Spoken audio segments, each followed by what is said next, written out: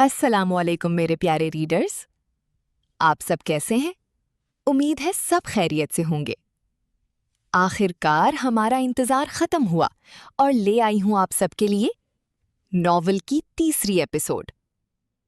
تو بغیر کسی دیر کے چلتے ہیں اپنی کہانی کی طرف، جہاں جذبات پہلے سے زیادہ گہرے، راز پہلے سے زیادہ خطرناک اور محبت پہلے سے زیادہ شدت اختیار کرنے والی ہے۔ رو فلاور سپارکلز۔ تو تیار ہو جائیے ایپیسوڈ 3 کے لیے۔ سپارکل سائن۔ تبھی کرن بیگم کی پیار بھری آواز اسے کچن سے سنائی دی تو وہ آگے بڑھی۔ سامنے کچن میں انہیں دیکھ کر وہ مسکرا دی۔ انہوں نے بھی چولہے کی آگ آہستہ کی اور اس کی طرف آئیں۔ اسے پیار سے سینے سے لگا کر انہوں نے اس کی پیشانی پر پیار کیا تھا۔ کہاں تھی 2 دنوں سے آئی نہیں؟ رانیہ آئی ہوئی تھی گھر، وہ بھی پوچھ رہی تھی تمہارا۔ میں بھی بس اس میں اور مرتسم میں مصروف رہی تو چاہنے کے باوجود نہیں آ سکی تمہارے پاس، انہوں نے پیار سے اسے کہا، اور کچن میں رکھی سفید رنگ کی لکڑی کی گول میز کے گرد 3 کرسیوں میں سے ایک گھسیٹ کر دی اور اسے بیٹھنے کا اشارہ کیا۔ ترسو بخار ہو گیا تھا، کافی تیز تھا، اس لیے 2 دن کالج بھی نہیں گئی۔ آج بہتر محسوس کیا تو آ گئی آپ کے پاس، اس نے مسکرا کر بتایا اور ان کی طرف دیکھا جو اب پلاؤ دم پر لگا کر سلاد کے لیے سبزیاں لے کر اس کے سامنے والی کرنی پر آ بیٹھی تھی۔ میں صدقے جاؤں، میری گڑیا کو بخار تھا اور مجھے پتا بھی نہیں چلا۔ اب کیسی طبیعت ہے میری جان؟ اور یہاں آ جاتی یا ساویان کو بلوا کر چیک اپ کروا لیتی، انہوں نے بے پناہ محبت سے کہا تو حیا نے مسکرا کر انہیں دیکھا۔ اب بالکل ٹھیک ہوں، بس جسم تھوڑا درد کر رہا ہے، انشاءاللہ وہ بھی ٹھیک ہو جائے گا صبح تک۔ اور بابا ڈاکٹر سے میڈیسن لے آئے تھے، اسی لیے نہیں آئی ادھر۔ وہ اس کا نام چاہ کر بھی نہیں لے سکی، اس کا نام لے کر وہ اپنے پوشیدہ راز ہرگز آشکار نہیں کرنا چاہتی تھی۔ کھانا کھا کر آئی ہوں، میں نے مٹن پلاؤ بنایا ہے، تمہیں بہت پسند ہے نا، تو کھا کر جانا، بالکل تیار ہے۔ وہ خوشی سے بولیں تو حیا بھی خوش ہو گئی، اسے واقعی ان کے ہاتھ کا مٹن پلاؤ بہت بہت پسند تھا۔ مگر جب اسے اپنی امی اور بھابھی کی بات یاد آئی کہ ادھر کھانا کچھ نہیں، وہ دل ہی دل میں وہ مسکرائی۔ بھی میں کھانا نہیں کھا کر آئی، امی سے کہہ کر آئی تھی خالہ کے ساتھ ہی کھاؤں گی۔ دراصل گھر میں بریانی بنی تھی، مگر مجھے کھانے کی اجازت نہیں تھی، میری طبیعت خراب ہے نا تھوڑی سی، اس لیے۔ بھابھی میرے لیے کھچڑی بنا رہی تھی، اس لیے میں آپ کے گھر آ گئی۔ امی نے منع کیا تھا کہ کچھ کھانا ہرگز نہیں ہے ادھر، مگر میں تھوڑا سا پلاؤ کھا لوں گی، آپ انہیں مت بتائیے گا۔ اس نے معصومیت سے ساری بات انہیں بتائی تو وہ مسکرا دی۔ ٹھیک ہے، نہیں بتاؤں گی، مگر تم زاوی سے چیک اپ کروا کر گھر جاؤ گی، اگر طبیعت بہتر نہیں ہوئی تو میڈیسن بھی دے دوں گی میں تمہیں، انہوں نے سنجیدگی سے کہا، جبکہ اس کے گال پھر اس دشمنی جاں کے ذکر پر تپ اٹھے۔ وہ آج جلدی گھر آ گئی کیا؟ اس نے آہستہ آواز میں سوال کیا تھا، کیونکہ وہ واقف تھی کہ زاویان کبھی نائٹ شفٹ پر نہیں جاتا تھا، وہ دن میں ہی اپنی ڈیوٹی رکھوایا کرتا تھا، کیونکہ رات کو پھر کرن بیگم تنہا ہوتی تھی، اس لیے دن میں وہ گھر کم ہی پایا جاتا تھا۔ آج یوں اس کی گاڑی دیکھ کر وہ حیران ہو گئی تھی۔ ہاں، آج سر درد کر رہا تھا اس کا تو آ گیا جلدی تاکہ آرام کر سکے۔ جانتی تو ہو تم، بالکل اپنا خیال نہیں رکھتا یہ لڑکا، صبح کہا بھی میں نے کہ ناشتہ کر کے جاؤ، مگر نہیں، میری کس نے ماننی ہے، اپنی مرضی سے 1 گلاس جوس پی کر نکل گیا کہ ہسپتال کچھ کھا لوں گا، وہاں بھی بھول گیا تو سر درد کرنا ہی تھا پھر۔ بہت فکر مند ہوں میں اس لڑکے کی طرف سے، انہوں نے تفصیل سے بتایا، جبکہ ان کی اس قدر ٹینشن پر حیا دھیما سا مسکرائی۔ خالہ یار کیوں پریشان ہوتی ہیں، بچے تھوڑی ہیں وہ اب، ویسے بھی سر میں درد ہونا کوئی خاص مسئلہ نہیں، ابھی ٹھیک ہو جائیں گے، اس نے نرمی سے ان کا ہاتھ تھام کر انہیں سمجھایا تھا۔ حیا، تم جانتی ہو چندا کہ رانیہ کے بعد یہی ایک اولاد ہے میری، اس کی چھوٹی سی تکلیف بھی برداشت نہیں کر پاتی میں، وہ اداس ہوتی بولی تھی۔ خالہ پلیز، کیا ہو گیا ہے آپ کو؟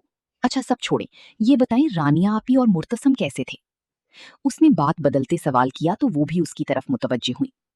بالکل ٹھیک تھے دونوں، رانیہ کو بہت فکر ہے زاوی کی شادی کی، اس سے بات کی تو اس نے تو صاف انکار کر دیا کہ پہلے اسپیشلائزیشن کرے گا پھر شادی کا سوچے گا، مگر رانیہ اور میرا پورا ارادہ ہے اس کا رشتہ دیکھنے کا، माशाल्लाह अब उसकी यही उम्र है शादी की। वो ये बात ऐसा बताते हुए गौर से उसके तासुरात देख रही थी, जबकि हया ने भी अपने धक धक करते दिल को बमुश्किल संभाला। बहुत अच्छी बात है। आप आपने दोबारा बात नहीं की उनसे?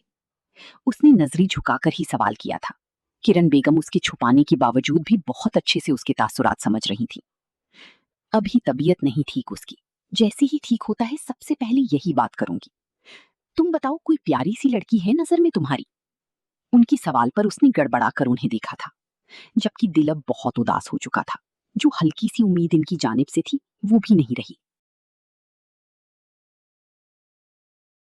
नहीं, आप खुद ढूंढे ना, मिल ही जाएगी कोई अच्छी सी लड़की, उसने आहिस्ता आवाज में कहा और संजीदगी से उठती शेल्फ से जग उठाकर पानी ग्लास में डालकर होंठों से लगा गई। वो न जाने क्यों अपने तासुरात नहीं छुपा पा रही थी, हालांकि ये काम वो बहुत अरसे से करती आ रही थी। लेकिन मैं चाहती हूँ तुम मेरी मदद करवाओ।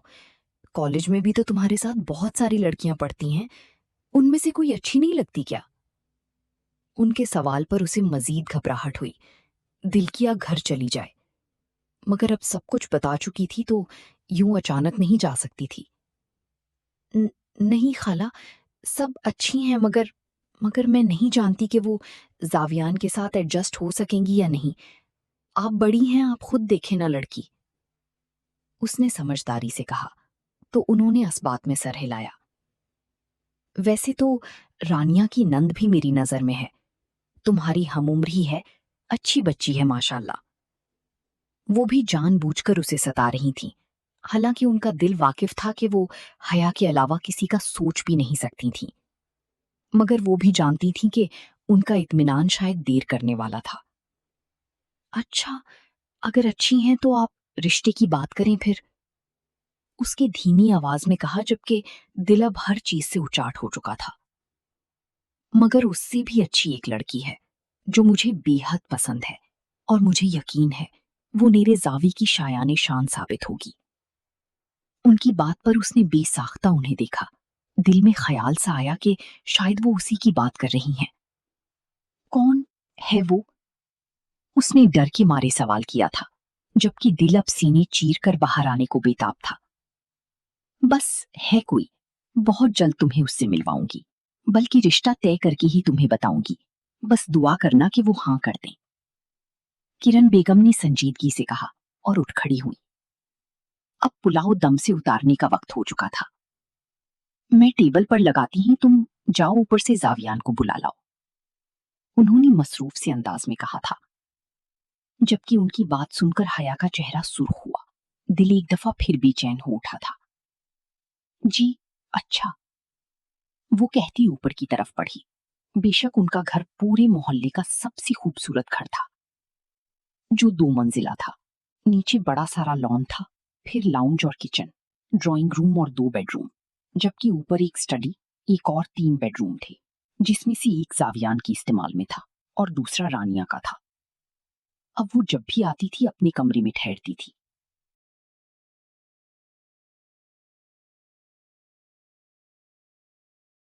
उसने दरवाजे पर उंगली से दस्तक दी और ठहरकर इंतजार करने लगी। अंदर कभी ना वो गई थी, ना ही उसे जाना मुनासिब लगता था।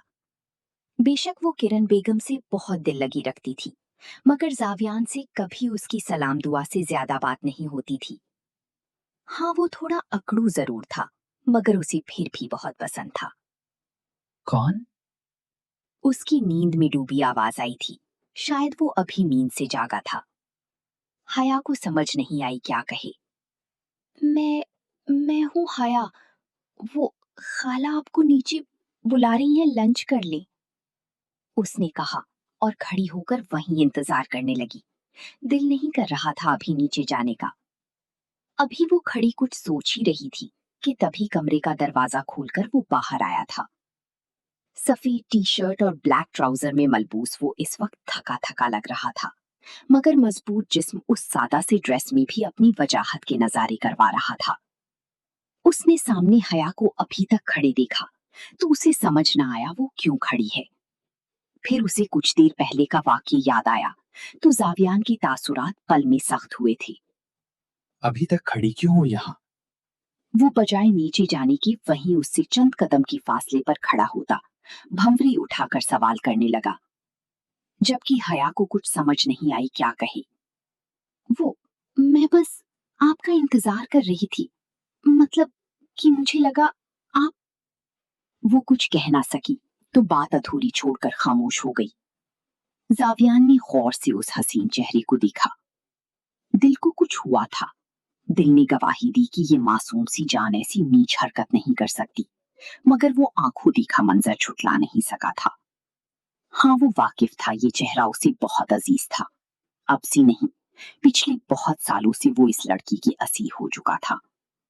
उसकी मासूमियत, उसका हुस्न, उसकी एक एक चीज से मोहब्बत थी जावियान मुर्तजा को। हाँ, मगर वो कभी अपने जज्बात किसी पर आश्कार करने की रवादार नहीं रहा था। तुम्हें डर नहीं लगता यूं तन्हाई में किसी मर्द के पास रहने से? उसने गंभीर लहजे में सवाल किया। हाँ, लहजे में सख्ती भी थी। उसकी बात पर हया में घबराकर सर उठाया था।